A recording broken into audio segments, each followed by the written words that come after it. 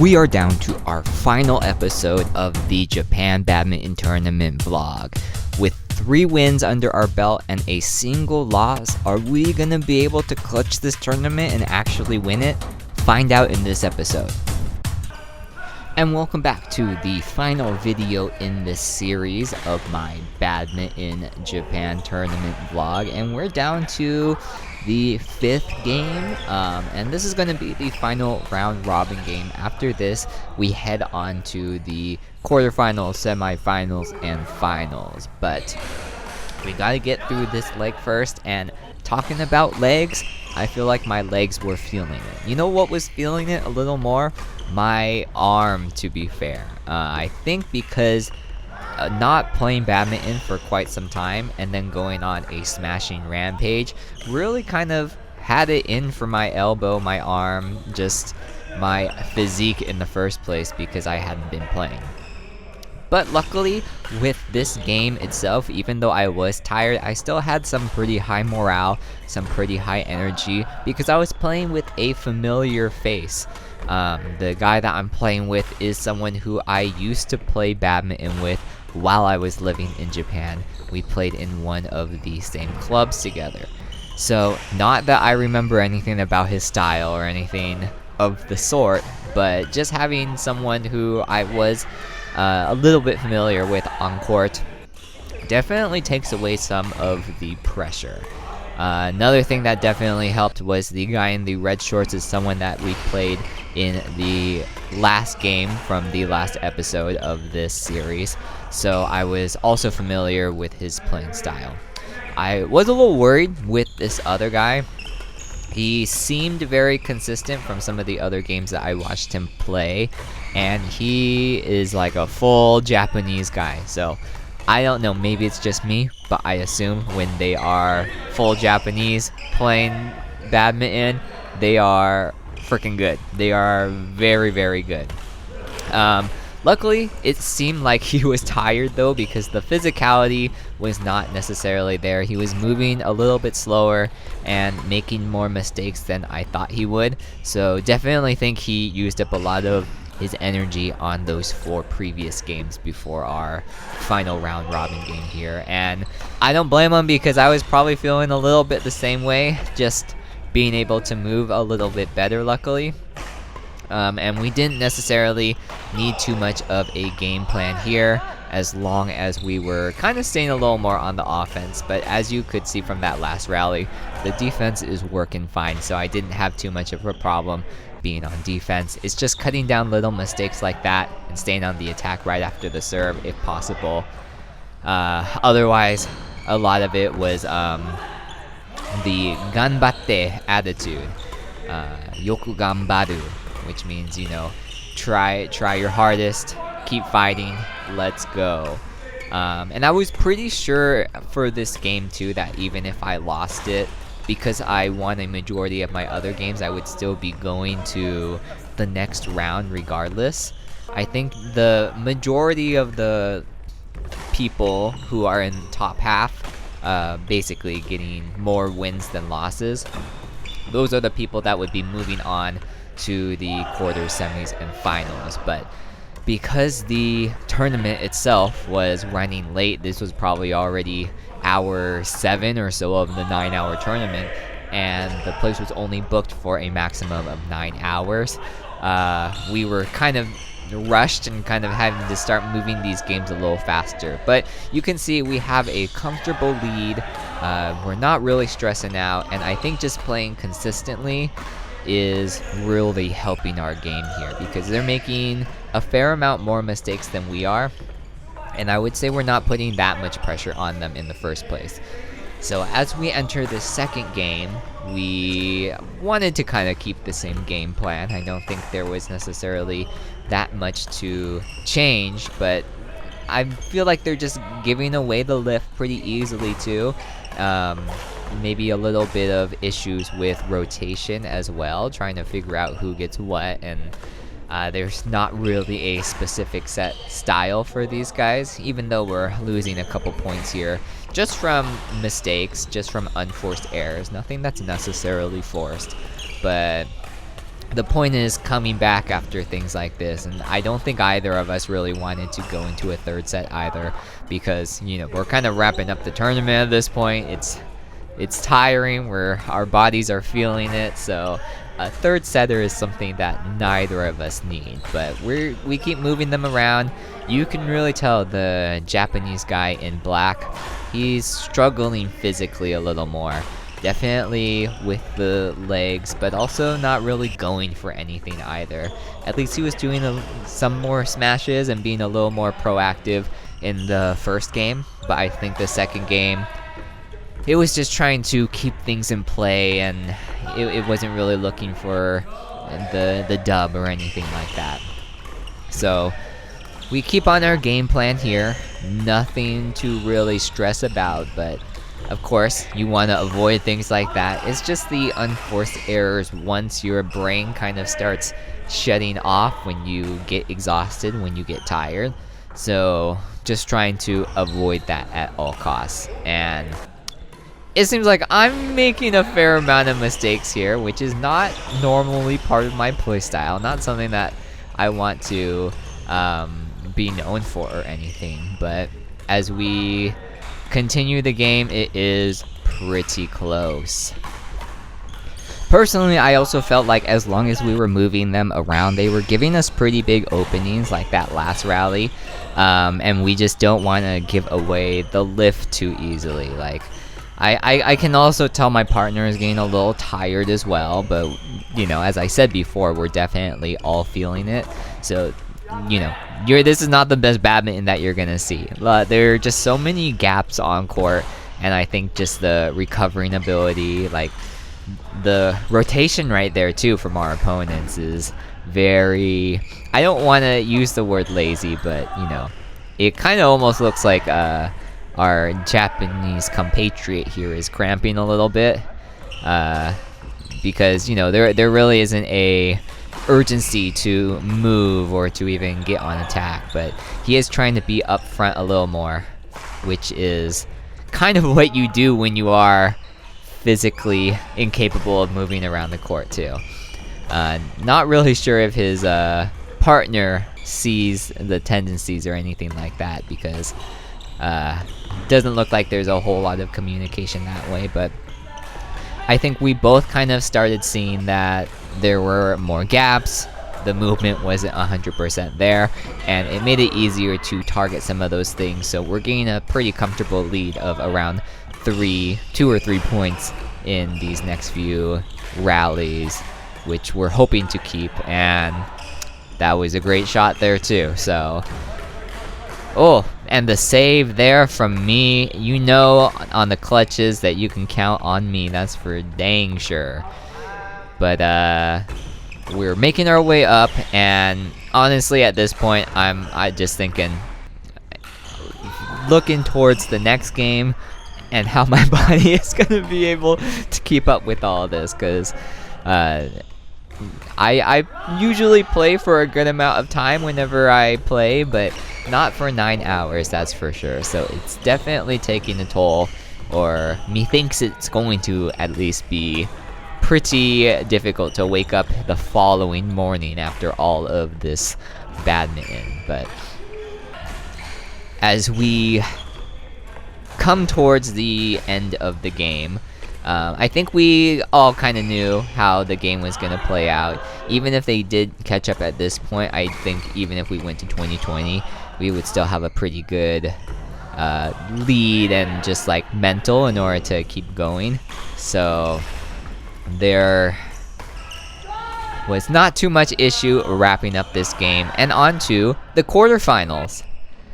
So welcome to the quarterfinal game, and this is where the bad luck just started and kept going, to say the very least.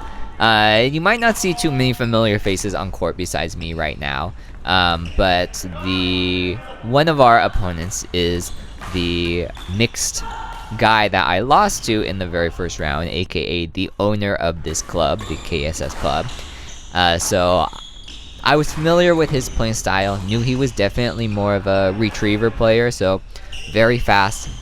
He really does like to stay on attack and like to smash. So that was definitely something that I wanted to look out for, even if he is playing doubles, because I knew that was his style in mixed, but I assumed it would be the same way for this game as well. The two other players were new, and both of them seemed to be a little bit more trickier players in my opinion. So definitely not the normal type of player. My partner in blue, I didn't really get to see him play that much, but I knew he was more of a front court player than a back court player. That would have been good in any other instance besides this time, because my arm was really feeling it. I'm playing with a racket that is more head light than head heavy, and when I do prefer to play the backcourt, I want a head heavy racket. I want to be smashing and just being on attack a little more. So it made this game a little bit more difficult in my opinion, but we're all kind of also just feeling the fatigue in the first place. But I also wanted to be hyper aware of the other guy on the other side of the court in the all black with long pants. I was warned earlier that he was probably one of the best players in the club, strictly because like his deception and his play style was very hard to read.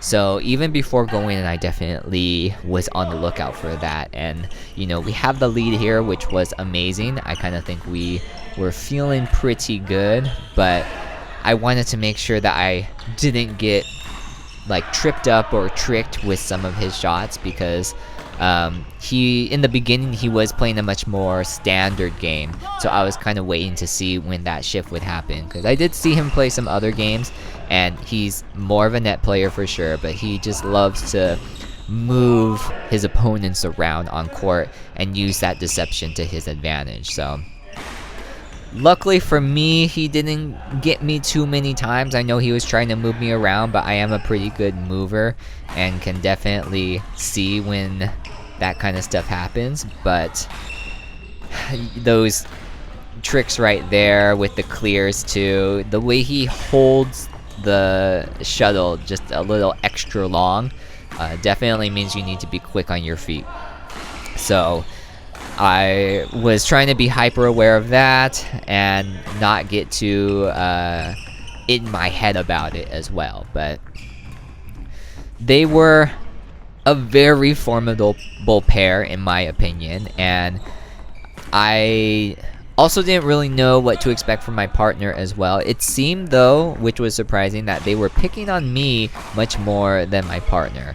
And so I think that kind of changed the morale as well, because my partner didn't really know what to do, and it was getting harder for me to kind of move back. So it just, the number of errors skyrocketed really quickly, because you just saw that we had a pretty decent lead before, and now they definitely have the lead, and they definitely have the morale too. They went on a complete attacking spree, which I thought we were having the attack a little more, but with how tired I was, probably how tired we both were, I don't think we were in the mindset of really formulating a new strategy or plan, and it was really easy for them to just stay on the attack. Like, even if we're confident in our defense, you still need to be proactive, like, and not let things like that happen, right? And so here's a little bit of attack from us, and even the minuscule attack that is better than being on defense the whole time, right? So we're trailing, we're trying to get back up, and I think it's difficult because we are, you know, the mental of us giving those lifts for such a long time and being on defense for such a long time really kind of solidified this first game, unfortunately, because I think we were both in our heads a little bit more. Oh, that was deception from me. Hey, you're not the only one that can do deception, my guy. I can do it too. So I would say I'm never out of the game, even if I'm tired, even if I'm not playing my best. I'm still hanging in there. But watching back, you know, even though we have the lead right now, there are so many things I could have executed that so much better, because it wouldn't have gone in the net. So we have match point here. Let's see how it goes. And it's our movement against theirs. I think our movement is just not cutting it. And you know, the unfortunate thing, especially here, is that there was no like win by 2. It was the first 1 to 21 specifically wins the game, and that messed me up in the very first game, because that's where I thrive. The 20-all situation, that's where a lot of the times I can pull it through.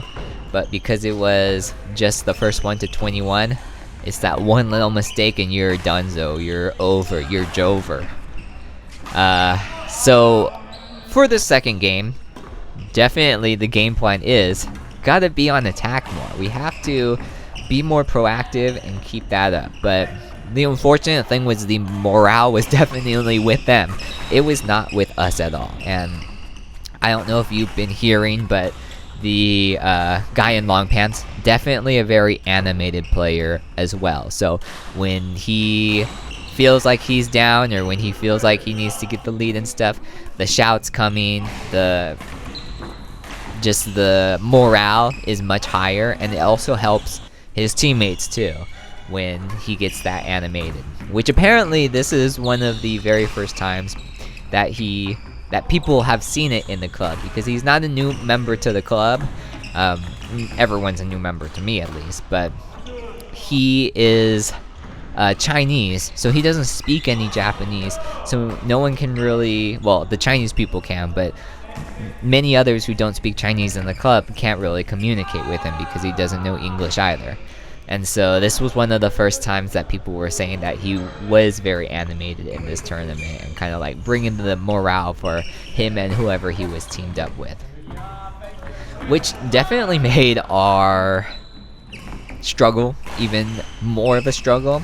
I don't think me and my teammate necessarily had too much synergy either. And how can you when you don't know each other? You're literally playing for the first time, and you're both probably tired as hell, so it's not like we're gonna have a deep conversation about strategy or what to do or anything. We're kind of just getting through it, getting over it. But at this point, just because of the point deficit, it was not looking good. I know my morale was probably lower than anyone else's, because I'm already feeling it in my body, and it is really hard to catch up, not just when you're mentally not feeling it, but when you're physically not feeling it too. I think this is really when the arms started to get a little more irritated, and the underhands are fine, but my smashes look a lot higher, they look a lot weaker, and you can tell I'm giving the clear away a lot faster, or I'm just not even really moving up to things as fast as well, like that previous rally. The defense is still decent, but at this point, we can't keep staying on defense. Like, I wouldn't say their defense was overall super powerful or anything, but it's just chipping away at stone, right? Eventually you can do it. So these longer rallies are definitely not helping us either. And there it comes the deception once again. Just that little hold, which gets you a lot more when you're tired as well. But you can even see that our lifts are only half. They're like half-court lifts, half-court clears. So it is difficult for the both of us, I think, physically. And I'm over it. I really, at this point, I would say I'm over it. This is probably the 8-hour mark, because to be fair, no spoilers, but I'm gonna spoil some stuff anyways. Look at the score. There's not much to spoil. But the finals was only one set because everyone ran out of time too. So after the quarterfinals, there really wasn't that much tournament left anyways. It all went pretty fast because we were on a time constraint, so I think most of the other games were not even 2 games. I think everything else was just 1 game to make sure that we had enough time to clean up and get out while we still had the gym for us. But I would say, honestly, with the circumstances, we did the best we could, but I call this a poor performance because I feel like I wish I could have, and I wish I would have locked in a little more, because just the shot quality here, like that smash was good, but the clears, the placement, everything is really lacking in this game. So it's no wonder why this score was so bad for this second game, and even why they were able to make a comeback that first game. And this is also looking back as me months later, who's feeling a lot fitter. And spoiler alert, I don't know how many people watch this, but I'm entering a singles tournament, so you will see that in the future as well. But here are some clips of what Japanese people do after a tournament or after playing badminton. They go to izakaya and they drink alcohol. So that is what we did for the rest of the night. Whether you win, whether you lose, a lot of badminton is just about community, and that's what I really love about badminton in Tokyo, in Japan in general. It brings people together because it is hard to find friendship and find relationships in Japan, and the more hobbies you have, the more things that you're interested in and have like-minded people around, the better it is. So thank you for watching, and I'll see you in the next one. It didn't go the way we wanted it to, but there's always the next tournament, and you know that the next tournament will be coming on the Badminton Matoka channel. So make sure to like and subscribe. I have some really interesting content coming out too that's badminton related, and I'm so excited to share it with you. And I'll see you next time.